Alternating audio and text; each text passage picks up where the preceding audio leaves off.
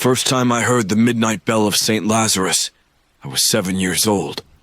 It was Christmas Eve, and the city of Vienna lay quiet beneath a thick blanket of snow. My parents were still alive then, and we were returning home from midnight mass. The streets, adorned with golden lights, felt serene, yet there was something about that night, a peculiar heaviness that hung in the air. The bell tolled 12 times, deep and mournful. I remember asking my mother about it, and her face grew pale. She whispered to my father in a hurried tone I didn't understand, and they both quickened their steps, pulling me along. "It's just an old bell," my father muttered when I asked again, but his knuckles were white as they gripped my hand. Over the years I'd learned the story, how the bell at the abandoned St. Lazarus Chapel rang every Christmas Eve, even though the tower had been sealed shut for decades. I should have left it at that, treated it like the urban legend everyone else claimed it to be. But something about the sound gnawed at me, year after year. Each Christmas Eve I heard it, and with it, faint whispers, words too low and fragmented to make out. This year, the pull was stronger. I was older now, living alone in the flat my parents had left me after their untimely deaths.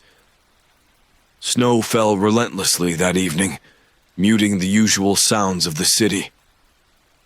When the clock struck 11, I saw it, a figure standing at my window. The man was clad in a dark, hooded cloak that seemed to blur the edges of his form. His face was ghastly pale, his eyes shadowed hollows.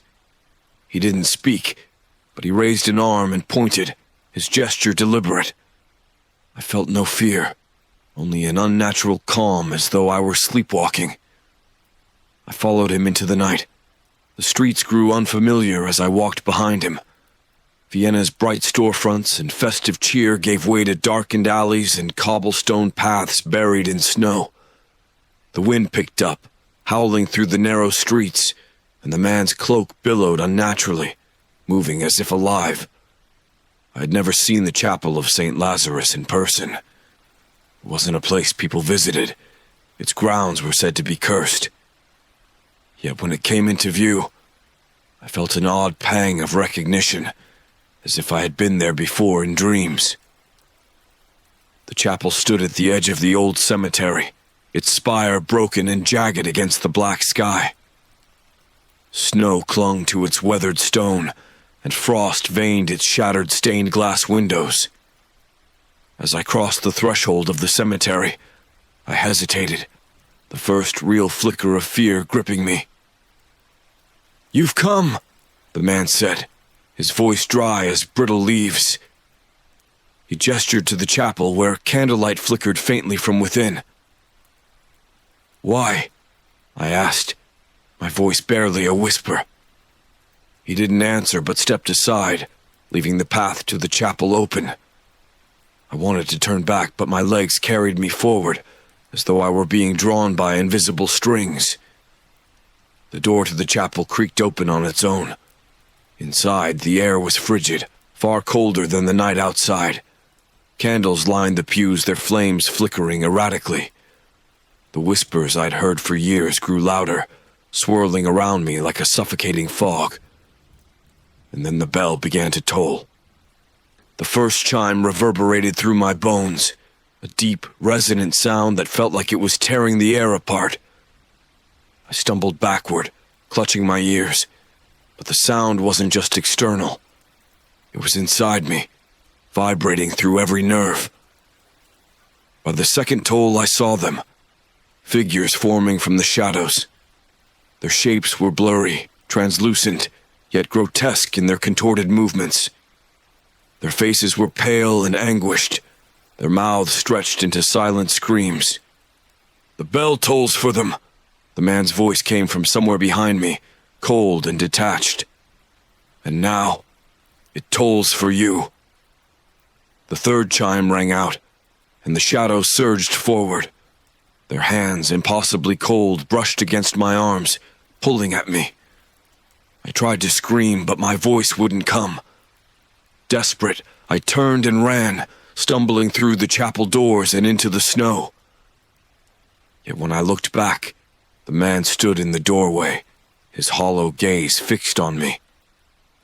"The bell will ring again," he said softly, as the 12th chime echoed across the cemetery. And then, he and the chapel were gone. The wind howled through Vienna's empty streets as I stumbled home, my breath coming in short, ragged gasps. My mind reeled with what I had just witnessed. Shadowy figures, the tolling bell, the man's ominous words. The night seemed alive with invisible eyes, watching me, waiting.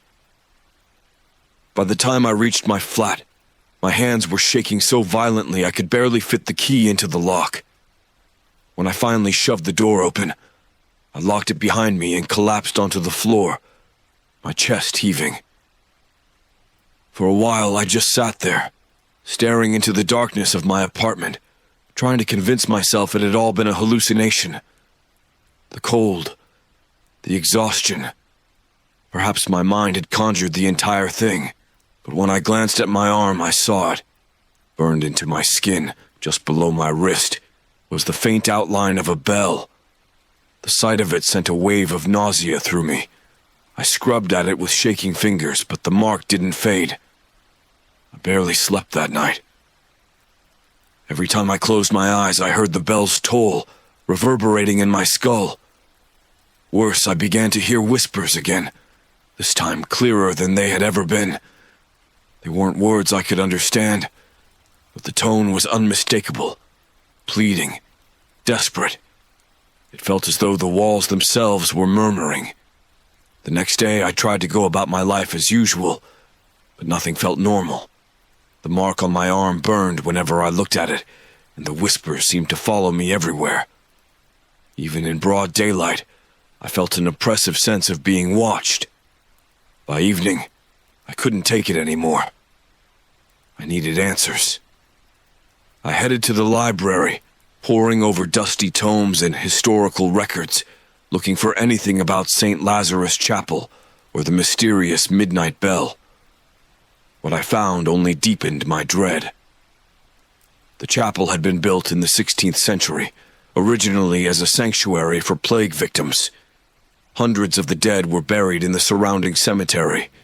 Over time, the chapel became associated with dark rumors, accounts of strange rituals and disappearances.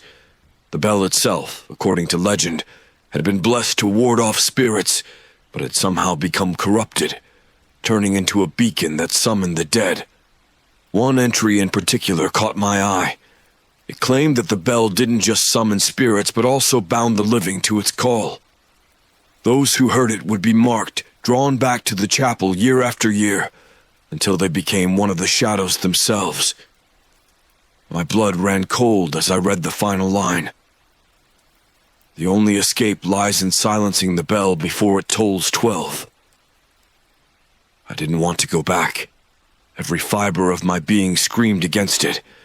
But as midnight approached, I felt the pull again. The whispers grew louder, coiling around me, urging me to return.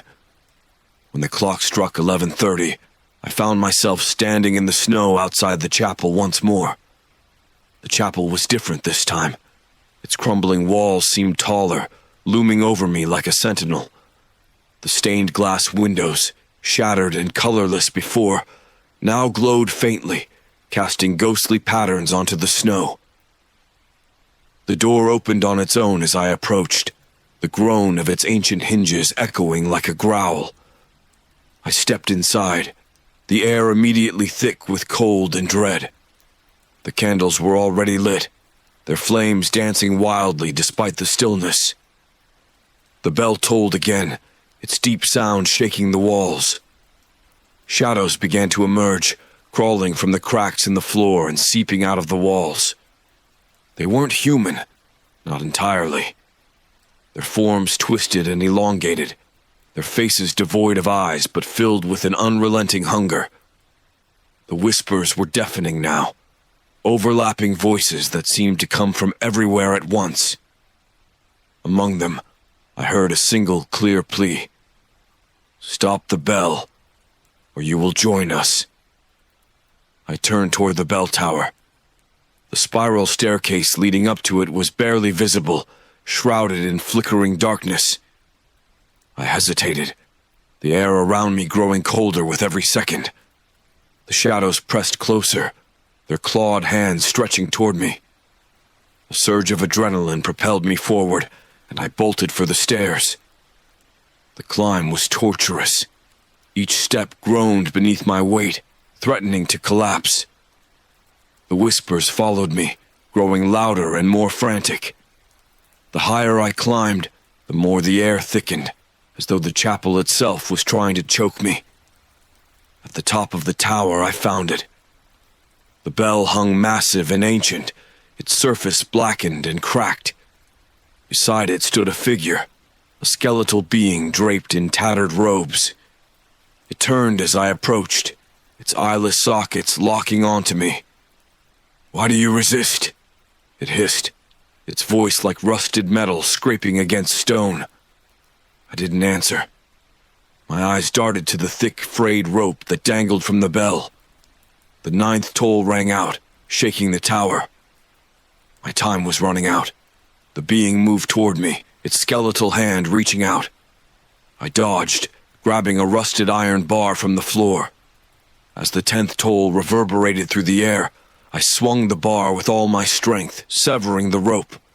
The 11th toll rang, weaker this time, and the skeletal figure let out an unearthly screech. Shadows swirled around it, consuming it in a vortex of darkness. Then came silence. The 12th toll never came. For a moment I thought I had succeeded. But then, the mark on my arm began to burn hotter than ever.